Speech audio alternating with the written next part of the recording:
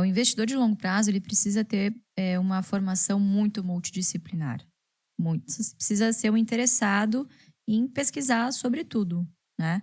Mas eu sempre digo, o Warren Buffett tem toda a razão, que o principal conhecimento, pelo menos básico, que você tem que ter é de contabilidade, que é a linguagem dos negócios. Saber ver um balanço, Saber minimamente interpretar. Você não precisa nem saber calcular. Isso você tem hoje milhares de plataformas que já te entregam os múltiplos, mas saber interpretar o que você está lendo ali, né?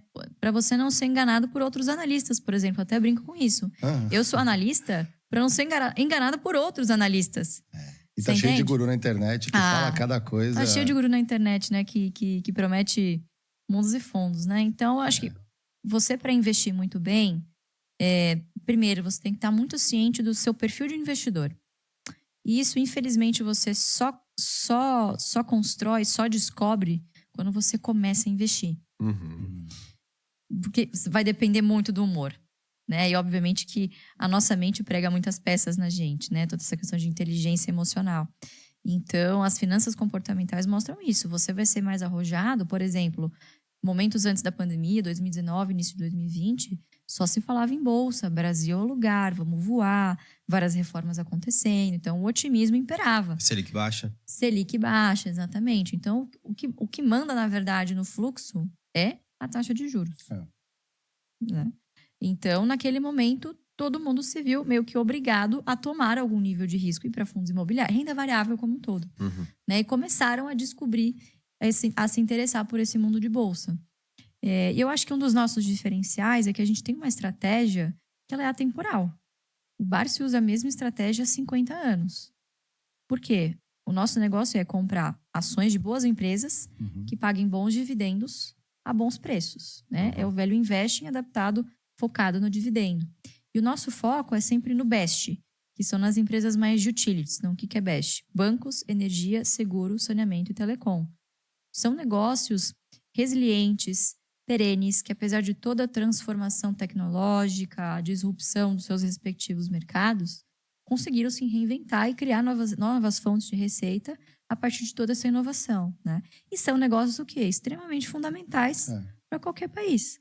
São negócios que geralmente são oligopólios, monopólios naturais, com altíssimas barreiras de entrada, que o consumidor não escolhe de quem vai consumir, então são concessionárias, geralmente, que repassam a inflação para seus preços. Não tem como dar ruim, né? Quer dizer, difícil, até tem. O brasileiro é muito criativo, viu? Até tem como dar ruim, mas assim, você tem que ser muito competente pra você falir uma empresa de energia, pra você falir uma empresa de transmissão de energia, por exemplo, cujo objetivo é simplesmente transmitir, né? Levar do ponto A da geradora até o ponto B, que é a distribuidora, né? Então, o papel da transmissora, por exemplo, que é um excelente segmento, diria que talvez é um dos mais perenes, né? Que consegue pagar bons dividendos, tem margens gordas. Então, é nisso que eu tô falando, porque eu acho que toda indústria, ela passa em algum momento pelo tal do Moneyball, né? Aquele filme que eles colocam um estatístico num time de beisebol, e aí o time de beisebol, que era talvez o piorzinho ali, ele se recupera, começa a ganhar e vira um grande case. Isso, no futebol, por exemplo, já é uma realidade. Então, hoje, os clubes de futebol já têm que estudar a previsão de risco das pessoas se machucarem para tirar do jogo daqui a 15 dias. Então, é outro nível. Quando você pega a bolsa ou qualquer coisa no curto prazo, você ainda tem, com conhecimentos diferentes, você ainda pode aproveitar de relações meio óbvias. Então, se baixar muito a Selic, essas indústrias vão se dar bem. Então, no curto prazo, enquanto ninguém conhece muito bem, sabe que é meio que os setores vão para lá ou para cá. Quando você entra nos setores, eu falei a diferença de você saber um nível acima. Existe os oligopólios ali. Então, eu entendo que no longo prazo, a grande mudança eventualmente vai ser no perfil do gestor, nas conexões que essa gestão faz com o mercado, em como essa empresa comunica com, eventualmente, os mais jovens. Então, é um nível além, né? Você está indo já... Não estou analisando já os times do campeonato. Estou analisando a direção técnica dos times do campeonato. A liga. Eu, por exemplo, falei no ano passado, e estou muito feliz por isso, que eu falei que o Botafogo estava construindo uma estrutura muito boa de SAF. E que ele deveria começar a incomodar um pouco o Rio de Janeiro, porque não incomodava há muito tempo, né? O Igor, que é flamenguista, falou pra mim assim, tá, até parece. Olha o Botafogo aí. Sim, então você vê como a gestão não deixa futebol, espaço. Não, tudo bem. Nem me fale, só desgraça. Então, mas esse é o ponto. Como que você enxerga hoje o preparo para esse nível de direção, né, no Brasil?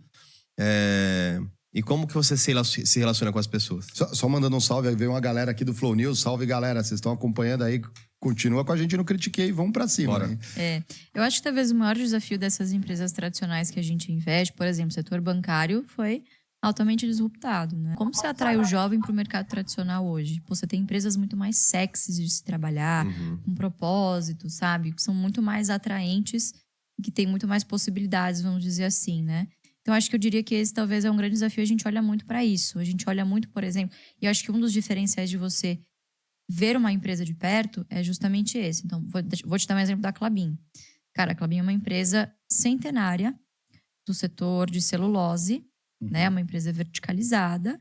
É um setor muito tradicional, né? O setor florestal, celulose, enfim, é um setor muito tradicional que dificilmente tem alguma grande revolução tecnológica, quer dizer, há muitos anos o processo fabril produtivo é o mesmo, então você tem ali grandes revoluções na parte de genética, então teve muita evolução na questão florestal, genética, enfim, de produtos, né, relacionados a isso. Então... Cadeia logística também, né? Exatamente, logística, enfim, mas o mercado em si, ele ainda continua muito tradicional e não mudou muito. E o que a gente viu lá são colaboradores extremamente motivados, amam a empresa, estão lá há anos, assim, o olho continua brilhando. É uma empresa que investe muito na formação técnica dos seus colaboradores, incentiva, por exemplo, que as gerações desses colaboradores venham trabalhar na empresa. Então, a questão social, a questão pessoal, hoje está muito em alta e, de fato, é um grande desafio dessas empresas tradicionais, né? Como você cativar ali os seus colaboradores, né? E é muito legal de ver. Então, essa é uma característica também que a gente busca em empresas. O primeiro embaixador da empresa é o próprio colaborador. Exatamente. Quem está trabalhando lá dentro. Tem que sentir orgulho, tem que falar, pô, isso aqui é legal. Inclusive um projeto muito legal também, coisas que a gente olha. Isso é muito difícil de implementar. Os próprios colaboradores podem pegar o seu PLR, parte do seu salário, e investir em ações da Klabin hoje. Então, isso é muito legal. Quer dizer, o skin in the game total, né? É você se sentir um pequeno dono daquele negócio e cobrar pra você ter a liberdade, né? Sei lá, a copeira, por exemplo, contaram essa história outro dia, poxa, né? A moça aqui do bem-estar, a copeira passou aqui e cobrou o CFO, falou, vai ter dividendo nesse trimestre, né? Pô, então isso é muito legal. Isso é muito legal. É muito legal mesmo. Né? Eu tive o prazer de trabalhar na P&G, né, durante 10 anos. E lá, aliás, um salve pro Paulo, pra Misa. O Paulo, que era o de contabilidade, ele se aposentou lá há 30 anos. Era Paulo... esqueci o sobrenome agora. Porque a Misa e o Paulo... eles cuidavam da... Eu tô com o Paulo Cruz na cabeça. Não, Contabilidade, depois de 30 anos, ele se aposentou. E ele chegou a trabalhar, acho que 2 anos que a filha entrou, a Misa entrou. Na P&G também. E a P&G é uma das maiores pagadoras de dividendos do planeta, né? Sim. Também aí há muito tempo, né? Sei lá quantos anos que eles estão crescendo dividendos. Tem gente que pagou a escola, a faculdade dos filhos nos Estados Unidos com ações lá de trás. Né? 180, sei lá quantos anos, tá, galera? Só pra 180 quem não conhece a história da P&G.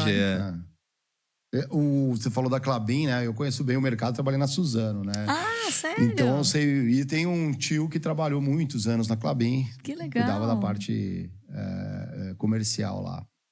Edgar Avezon, não sei se você conhece. Não. É das antigas, já aposentou. Salve, tio Edgar. E ele... eu acho muito legal, porque às vezes a gente tá falando, por exemplo, olhar um setor. Papel, a galera não vai deixar de consumir. Mas os Pfeffer da Suzano lá atrás, eles tiveram um temor na demanda do papel. E eles investiram em plástico, porque na cabeça, eu não sei se foi o Leon ou o Max Pfeffer, alguém lá atrás falou assim, eu acho que um pedaço disso vai virar plástico. Porque o plástico, aquela transformação, imagina, na sociedade. E eles investiram. Né? Teve a Suzano Petroquímica aqui, acho que em Mauá, né, e tudo mais. E na batalha entre celulose, digamos, as potências até então aqui no Brasil, era Klabin e Suzano. Klabin, a gente fala de fibra longa, né? Sim. Pinos, né? A Suzano com a tecnologia muito apoiada no eucalipto. Uhum. E lá para as tantas viram que esse negócio não vai deixar de... Papel não tem como, porque o mundo começou a inverter, né? O plástico é ruim. Exatamente. Né? A embalagem pode ser biodegradável. E aí teve o boom, né? Teve um boom. E ali elas tiveram um embate que eu acho um clássico aqui no Brasil, porque não adianta às vezes olhar só o setor e falar, vou botar. Mas as empresas também estão concorrendo por algumas demandas. Estava entrando aqui no Brasil a famosa Tetra Pak. Embalagem longa vida. Isso aí. Até então, nosso leitinho era no barriguinha mole, né? Então, aí virou aquela caixinha longa vida, né? Você, imagina, você pode armazenar na sua casa, estocar. E é um produto de valor agregado, bem alto. Totalmente. Em um país inflacionário, o freezer existe para isso, né? Guardar.